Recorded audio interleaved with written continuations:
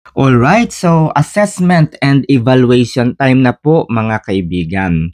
2 taon at kalahati ay matatapos na ang panunungkulan ni Pangulong Ferdinand Romualdez Bongbong Marcos Jr. Pag-usapan natin ang tungkol sa mga legacy projects. Okay, so interesting ito. Kung inyong matatandaan, ang programa ni dating Pangulong Rodrigo Roa Duterte na Build, Build, Build ay naging successful at hanggang sa ngayon ay napakikinabangan ng milyong-milyong mga kababayan natin na nagta-travel mula sa Luzon, Visayas at Mindanao. Okay. And syempre, kaya po nanalo ang Pangulo at si VP Sara Duterte dahil sa kanilang napag-usapan na ang Build, Build, Build programs ay magiging Build Better More. So sa pangalan pa lang mga kaibigan, no, itutuloy ang infrastructure. Ngunit dadagdagan pa ito, lalampasan pa ito, hihigitan pa ang nagawa ni dating Pangulong Rodrigo Roa Duterte. And yan po ang inaasahan ng marami. Pero ang Build Better More ay tila yata natapon sa basura. Dahil sa halip na ang gawin po nila ay Build Better More, ay Fund Get More. Magpondo ng magpondo ng magpondo, ilagay sa budget, magpasok ng mga pondo na hindi nararapat at labis sa kinakailangan through insertion of funds sa General Appropriations Act. Dahil sa kanilang sistematikong pagnanakaw sa kaban ng bayan, nagkaroon po ng mga tinatawag nating substandard ng mga infrastructures. Dahil sa kakulangan sa pondo, nagkaroon ng mga ghost projects. Kaya po, yung nautang natin sa Korea, sa Bank of Korea, para sa pagpapatayo ng Panay Guimaras Bridge, bayad na po yun, no?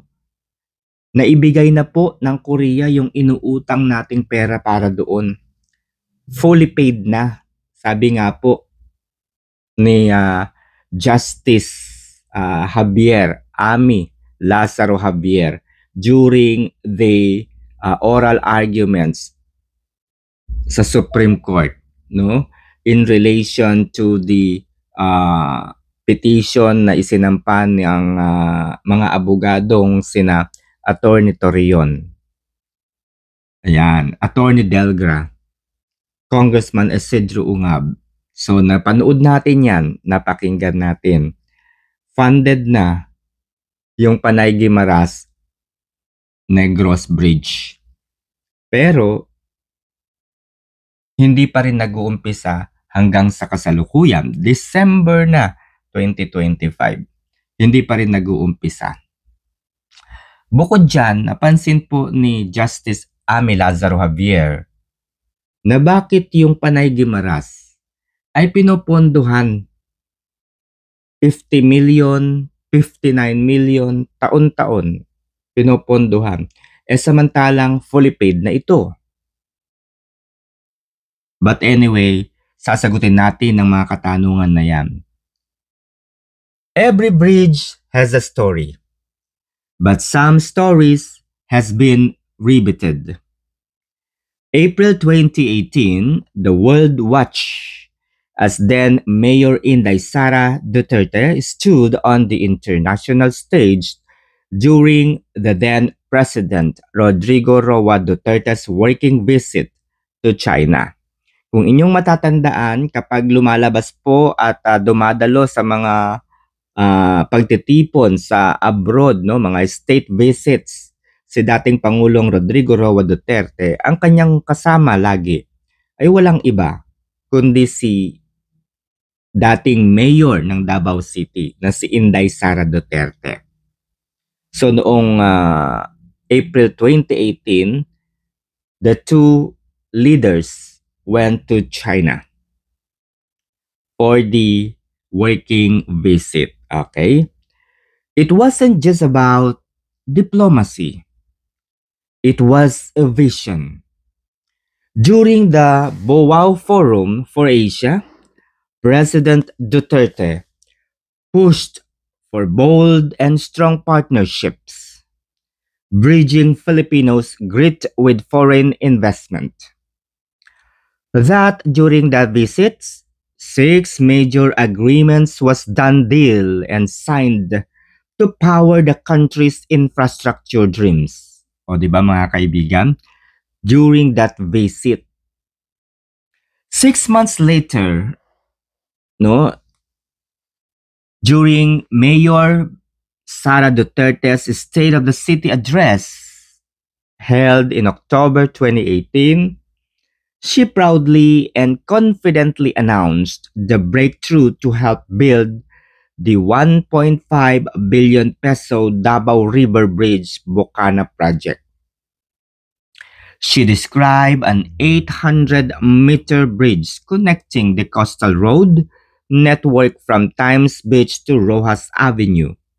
This is part of Davao High Standard Highway Network alongside the Bypass Road, Expressway, and Coastal Road. It was ambitious. It was bold. It was real infrastructure. And therefore, it took years of planning, great diplomacy, instead of war and conflict, like the current president is doing right now with China. Alam nyo naman kung ano po ang estado, kung ano ang posisyon ni Marcos Jr. pagdating sa China. Hindi po marunong sa diplomasya si BBM. Kung war, lantaran po ang kanyang pambabastos sa China. Lantaran din naman ang kanyang pagiging sunod-sunuran at pagiging uto-uto sa Amerika. No? Ang dami po niyang ginagawang conflict sa China. But never got and never had a real deal of investment from the countries he visited since his presidency in 2022. Ang dami na po niyang napuntahang bansa, mga state visits po niya, working visits po niya o kung ano man yan. Ang lagi niyang sinasabi kapag lumalapag siya ng eroplano at kapag nagsasalita sa Malacanang, mayroon na raw siyang na-deal na mga proyekto. Mga investments mula sa ibang bansa, mga pangako na dito ay magtatayo at magdadala sila ng trabaho, ng pera sa Pilipinas. But wala po tayong nakikita as of this time. Pag sinabing proyekto, pag sinabing done deal investment, it must be executed. Today, the President, Ferdinand Romualdez Bongbong Marcos Jr., steps into the newly completed Bocana Bridge and proudly declare, "This is one of the 4 major projects that we, our legacy projects, will be finishing in Davao." Ayan, so pag-usapan natin, bakit kaya inangkin ni Marcos Jr. ang proyektong ito? Okay? Ang Bocana Bridge sa Davao City. Ano kaya ang dahilan? Ito po ang naiisip ko. Dahil wala siyang nakikitang legacy na maipagmamalaki. Walang mangyayari o nangyari sa Build Better More programs.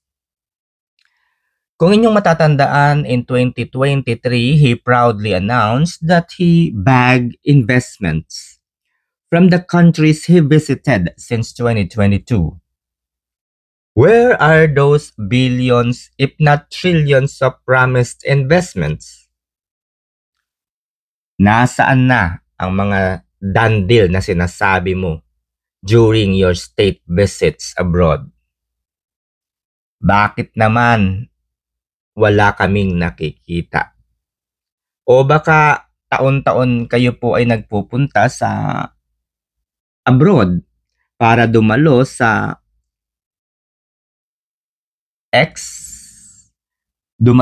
SEX party? Hindi natin alam.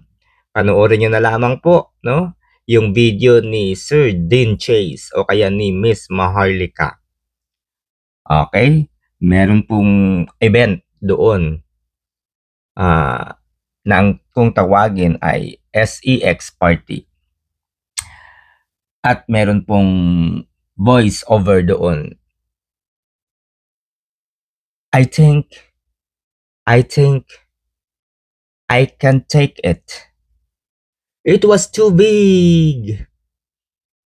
Honey, you can do this, please. You can do this for me, please. You love this, right? Bakit sa Davao? Ayan, yung pangalawang tanong. Kanina, bakit inangkin? Ngayon naman, bakit sa Davao? Dahil walang maipagmamalaking proyekto na masasabi nating na itayo with quality, with standard. Wala. Dahil nag-focus po sila sa korupsyon sa DPWH. Kaya nga nagkakaroon ngayon ng mga substandard na mga infrastructure. Hindi lamang po substandard, mga ghost projects. Kung iisipin natin, mas maganda pa nga yung ghost projects kesa naman yung substandard. Kasi yung substandard, mga kaibigan, kapag ito po ay ginamit ng mga tao at nasira, mas marami po yung damage. But anyway, let's continue to trace back the history of the Davao City Bocana Bridge. Okay? So, let's check.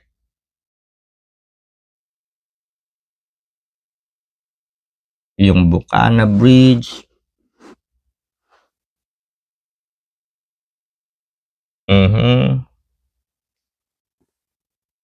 Let's check this out.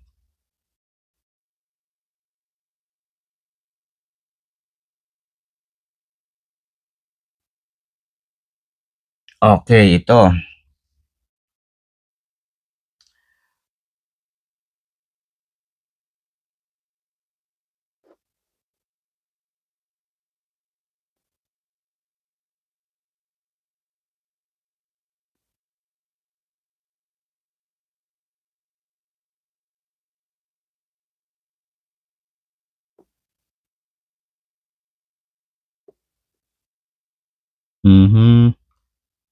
Wait lang ha.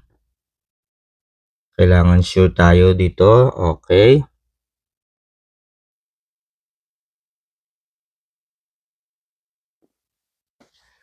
On December 9, 2020, the Chinese government and the government of the Republic of the Philippines through the Department of Public Works and Highways, DPWH, signed an exchange of letters and an implementation agreement for the Davao River Bridge Bocana Bridge project.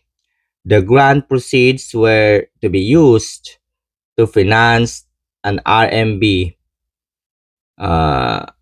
commercial contract for project design and construction and supervision, signed by DPWH and consortium consisting of CCCC Highway Consultants Incorporated Limited, Beijing Shanghai Road Bridge, which was signed on July 6, 2022. The purpose of the project is to construct the Davao River Bridge, also known as the Bocana Bridge. The Davao River Bridge will have dual-lane roads with a total length of 1,340 meters located at the estuary of Davao River in Davao City. Upon completion, the project is expected to improve traffic congestion in the east-west coastal areas of the city by diverting to 50,000 Davaoenos is also expected to benefit as employees of the construction projects. So, it is very clear, mga kaibigan, na the projects originated and started actually the negotiations during the working visit of the former President Rodrigo Roa Duterte in 2018. 2018 po mga kaibigan. No, it was the time of the President Duterte. And then, Mayor Sara Duterte announced that actually nakadil po sila ng 6 na mga proyekto. 6 na mga proyekto. And so, syempre ang susunod dyan, execution. Tuloy-tuloy po ang proyekto. Wala pong natigil. At syempre, kung ano yung nakalagay sa kontrata, kung ano yung nakalagay sa agreement, sa pangako ng China, dapat yun ang masunod.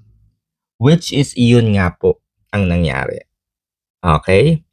Ngayon, dahil sa anomalya sa flood control projects na ito, kahit ako ang Pangulo, kung wala naman akong makikitang tiwala doon sa mga naipatayong building dito sa Luzon, mahirap na. Mahirap na naipagmalaki ito.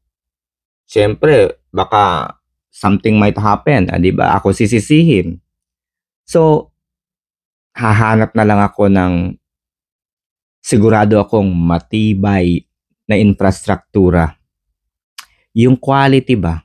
Yung merong standard talaga. Walang hocus-pocus. Walang corruption. Itinayo. Dahil yun ang nasa plano. Lilipad ako ngayon sa Davao. Nakita ko ang Bukana Bridge. Ang ganda. Tibay. Aakuhin ko na lamang ito. Ito na ang aking legacy project. Matibay Hindi ako mapapahiya dito. Kaya naman. Okay na yan. Kahit na sabihin ng mga tao na ninakaw ko yan, inangkin ko yan. Mahalaga. Meron akong legacy projects ng pagnanakaw. So, nakakatawa diba guys? So, yun lang and good morning.